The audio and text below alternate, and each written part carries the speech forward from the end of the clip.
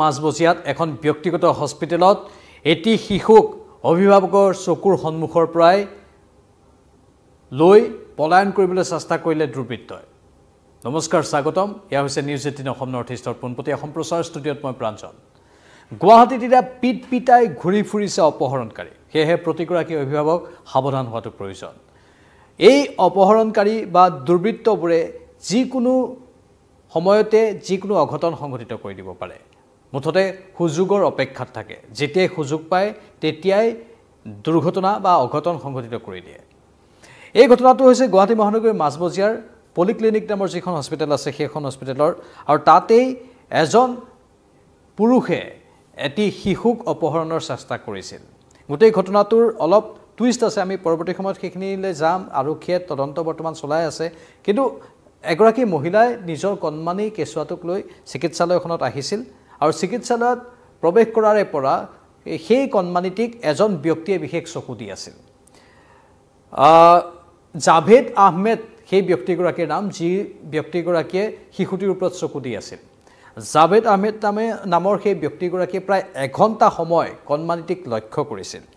বহু সময় লক্ষ্য কৰি কৰি কোনোবা এটা সময়ত আহি সেই মাতৃগৰাকীৰ কাষ চাপিল জাভেদ আহমেদ, আৰু তাৰ পাছত খোৱা পানী আছে নেকি সুধিলে। কাৰণ সাধাৰণতে প্ৰত্যেকগৰাকী পিতৃ মাতৃয়ে শিশুক বাহিৰলৈ লৈ গ'লে লগত খোৱা পানীৰ বটল বা ফ্লাস্ক লৈ যায়, আৰু সেই মাতৃগৰাকীৰ হাততো খোৱা পানী আছিল, বটল আছিল। আৰু সেই জাভেদে সেই সুযোগতে মাতৃগৰাকীৰ কাষ চাপিল আৰু খোৱা পানী বিচৰাৰ এটা অজুহাত দেখুৱালে। মানে এটা অজুহাত লৈ খোৱা পানীহে বিচাৰিলে যাতে শিশুটিক অপহৰণ কৰিব পাৰে।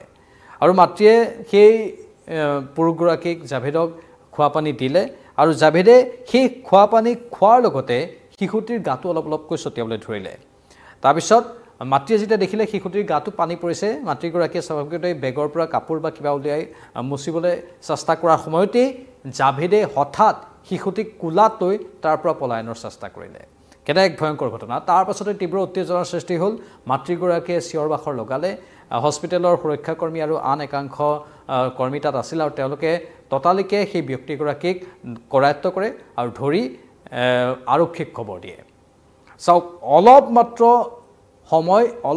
সময় অন্যমনস্ক হোৱাৰ বাবে, অলপ মাত্ৰ সময় বেগৰ পৰা কাপোৰ উলিয়াবলৈ চেষ্টা কৰাৰ বাবে সেই নিৰ্দিষ্ট সময়খিনিতেই মাতৃৰ বুকুৰ পৰা কেঁচুৱাটিক লৈ পলায়নৰ চেষ্টা কৰিছিল এই ব্যক্তিগৰাকীয়ে। এঘণ্টা সময় ধৰি লক্ষ্য কৰি আছিল সেই শিশুটিক। গুৱাহাটীৰ দিছপুৰ পলিক্লিনিকত এই ঘটনা সংঘটিত হৈছে। গুৱাহাটীৰ মাজমজিয়াত গণেশগুৰিত এই ঘটনা সংঘটিত হৈছে। আৰু এই সমগ্ৰ ঘটনাৰ পাছতেই হাহাকাৰ লাগে। আৰক্ষী তাত উপস্থিত হয়। আৰক্ষী উপস্থিত হোৱাৰ পাছতেই সেই টুইষ্টটোৰ কথা যে ক'লোঁ, সেই টুইষ্টটো ইয়াত সৃষ্টি হ'ল। মানে লগে লগেই জাভেদ আহমেদ নামৰ সেই ব্যক্তিগৰাকীৰ পৰিয়ালৰ একাংশ লোক সেই স্থানত আহি উপস্থিত হয়, আৰু তেওঁলোকে কয় যে জাভেদ আহমেদ মানসিকভাৱে সুস্থিৰ নহয়, আৰু মানসিক সুস্থিৰ নোহোৱাৰ ফলতেই জাভেদক চিকিৎসালয়লৈ অনা হৈছিল বুলি তেওঁলোকে সদৰি কৰিছে, আৰু তেওঁৰ চিকিৎসাৰ প্ৰয়োজনীয় পদক্ষেপ গ্ৰহণ কৰিবলৈহে তেওঁক আনিছিল বুলি পৰিয়ালৰ লোকে দাবী কৰে। আৰু শিশু অপহৰণৰ মূল উদ্দেশ্য বা লক্ষ্য জাভেদৰ নাছিল বুলি জাভেদৰ পৰিয়ালে সদৰি কৰে আৰক্ষীৰ সন্মুখত। পাছত আৰক্ষীয়ে বিচাৰ খোচাৰ কৰিছে, কাৰ চিকিৎসাৰ বাবে আহিছিল, কাৰ ওচৰত চিকিৎসা লৈ আছিল, সেই সকলোবোৰ এতিয়া পুংখানুপুংখ ৰূপত চোৱা হ'ব। আৰক্ষীয়ে ভালদৰে চাম বুলি সদৰি কৰিছে। কিন্তু এই সমগ্ৰ ঘটনাই চাঞ্চল্যৰ সৃষ্টি কৰিছে। এখন হস্পিটেলত সুৰক্ষাকৰ্মী থাকে, আন বহু লোক থাকে, সেয়েহে সেই শিশুটিক ৰক্ষা কৰিব পৰা গ'ল বাৰু। কিন্তু কিবা কাৰণত সেই ব্যক্তিগৰাকী যদি শিশুটিক লৈ গ'লহেঁতেন, বা তেওঁ যদি সঁচাকৈ মানসিক অসুস্থ, আৰু মানসিক অসুস্থ এজন মানুহে এটি শিশুক লৈ গ'লে কেনে অৱস্থাৰ সৃষ্টি হ'ব পাৰে। এয়া বাৰু এজন ব্যক্তি মানসিক অসুস্থ বুলি যেনিবা ধৰি ল'লোৱে, কিন্তু তাৰ বাহিৰেও গুৱাহাটী মহানগৰীৰ মাজমজিয়াত এনেধৰণৰ বহু ঘটনা সংঘটিত হৈ আছে। GMCতো শিশু চুৰৰ ঘটনা ইয়াৰ পূৰ্বে সংঘটিত হৈছিল, আপোনালোকৰ মনত আছে। CCTVটো দৃশ্যবন্দী হৈছিল। মুঠতে ঠায়ে ঠায়ে এনেধৰণৰ শিশু চুৰ অথবা যিকোনো দুষ্কাৰ্য সংঘটিত কৰা অপৰাধীৰ এতিয়া পয়োভৰ হৈছে। গুৱাহাটী মহানগৰীত এই বিষয়টোৰ ওপৰত বিশেষভাৱে দৃষ্টি ৰখাটো প্ৰয়োজন, আৰু প্ৰতিগৰাকী অভিভাৱকে, প্ৰতিগৰাকী ব্যক্তিয়ে নিজেও নিজৰ সুৰক্ষাৰ দিশটো চোৱা চিতা কৰাটো দৰকাৰ, তেওঁলোকৰ সন্তানৰ সুৰক্ষাৰ দিশটো চোৱা চিতা কৰাটো দৰকাৰ। কোনোবা বিদ্যালয়ত যদি শিশু পঢ়িছে, সেই বিদ্যালয় কৰ্তৃপক্ষৰো দায়িত্ব থাকিব। কোনোবা প্ৰতিষ্ঠানত যদি কোনোবা মানুহ গৈছে, সেই প্ৰতিষ্ঠানটোত যোৱা মানুহৰ ওপৰতো নিজাববীয়াকৈ সেই কৰ্তৃপক্ষই চকু ৰাখিব লাগিব। এই সকলো কথা এতিয়া অতি স্পৰ্শকাতৰ হৈ পৰিছে।